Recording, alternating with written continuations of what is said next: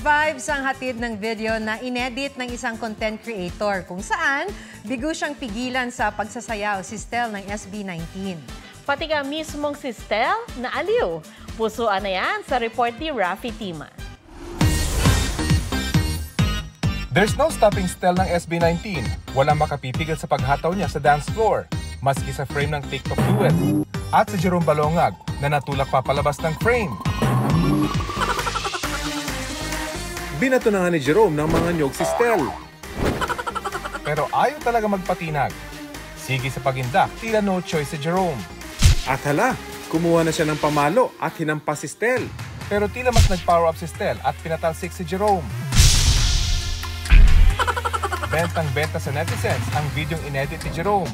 Puring-puri ng ilan ang kanyang editing skills dahil tila totoo raw na magkasama sila ni Stel sa video. Sa sobrang funny ng video, nirepost pa ito ni Stel at nag-comment pa. Ikinatuwa yan ni Jerome na good vibes lang daw ang hatid at fan daw talaga siya ng SB19. Sumasaya ako, nagko-comment siya. Tapos siya nang sinabi na haha, gusto ko mapasayain sa mga tao. Rafi Tima nagbabalita para sa GMA Integrated News.